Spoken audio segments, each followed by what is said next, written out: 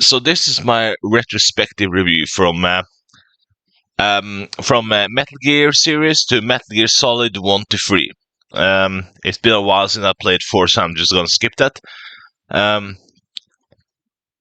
Or maybe I should not, but yeah, I'm gonna skip it because it's been too long since I played it, so I don't think I could rate it now either way. But Metal Gear 1 that gets an 8 out of 10 for me. I think it's a pretty fun game. It's it's just very simple. It's very addictive, and I think it's good. I mean, maybe it's too high. I don't know, 8 out of 10. Because it does. The music kind of feels depressive too. So maybe I should just cut it down to 7 out of 10. It's an okay game. I think it's okay. I should not give it that high, I guess. I'm talking about the MSX version. A 7 out of 10, I think, is fair. So that's my rating for that one. The NES gets a 6 out of 10. Maybe they did it because they wanted a challenge, but there was something that I don't think was very good. It's kind of a mess, and but it does add challenge though. So for NES players, I guess a 6 out of 10.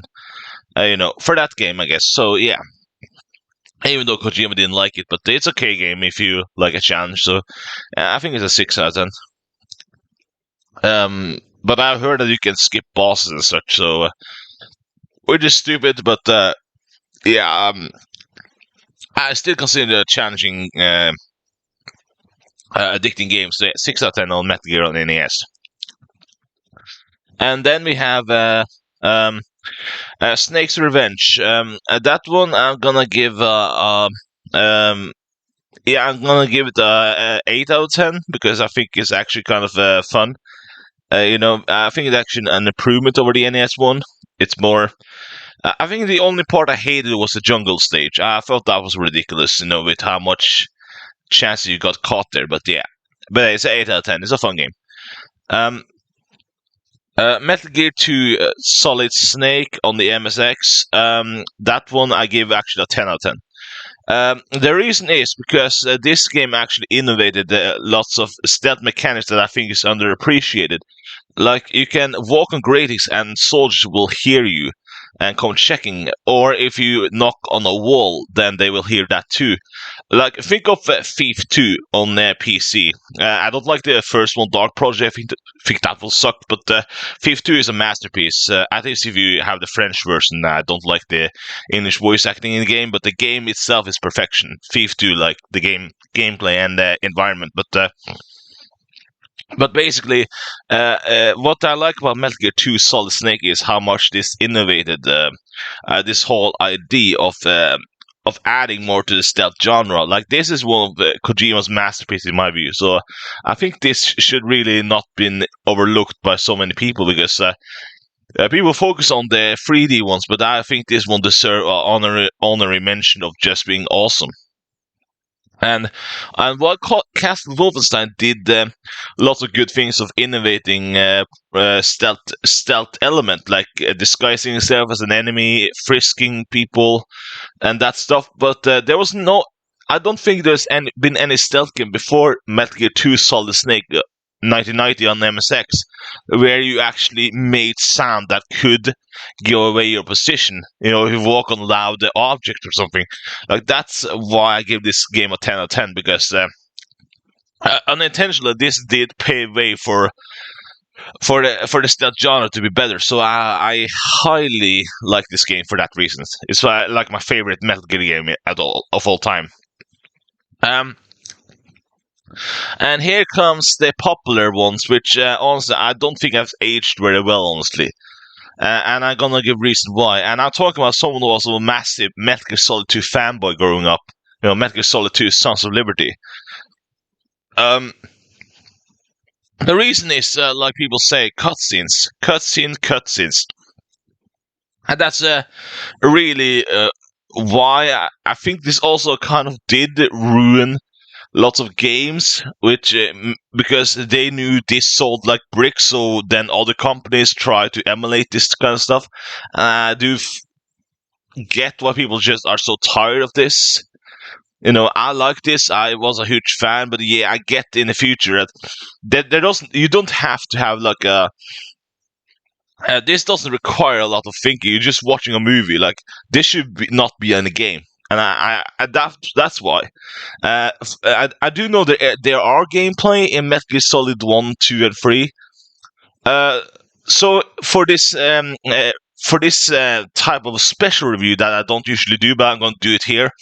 I'm gonna put -0.3 when with this type of game because there are too much cutscenes and too little gameplay. So if I'm giving a game like a rating, then I'm gonna subtract that if because I know they have cutscenes. So Metal Gear Solid 1, I would say this is a 7 out of 10 game in terms of gameplay. It's a kind of fun. It has, it's an old game, but it's kind of fun to just walk around and sneaking around.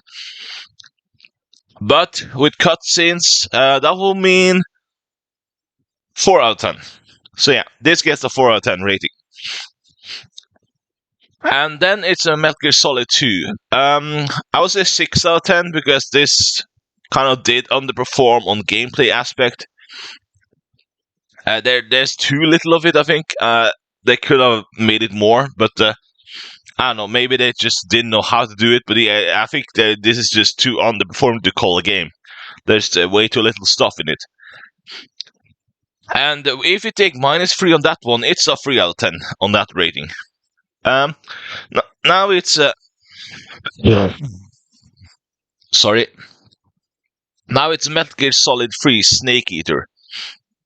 Well, that one is actually kind of good because the way that you sneak around in this game is actually kind of clever. I think they try to reinvent the wheel a little bit here. Because when an enemy checks behind you, if you're like 3 or 2 meter away, that makes sense because you can't totally sneak up on them like you could in previous games. Because realistically, if you were to walk up on a guy 1 or 2 meter away, they will know that you are there. Like that's not the question. So the idea that you have to be very silent, if you're like 6 meter away, I guess, then you have to walk up slowly behind him, and then when you are 4 meters away, you just run up to him and use secrecy, bam, So that's cool. So I like that. I actually think that was actually clever on Kojima's part.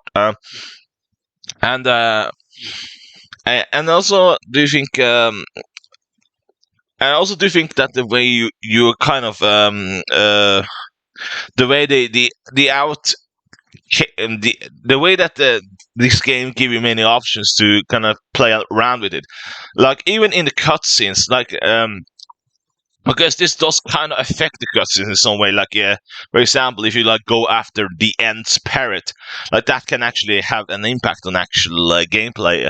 And how it will affect the cutscenes. So I would say that I would give this an 8 out of 10. It's good. But if I take minus, then that will mean 5 out of 10 because the cutscenes too many. But I will give it a +1 because it does affect gameplay, does affect some of the outcomes. So just a +1 on that one. So I would say this is a 6 out of 10. So yeah, that's my rating on the Metal Gear series. And if you disagree, that's fine. But that's my rating. So yeah, that's my retrospective on the Metal Gear series. So thank you for listening and bye.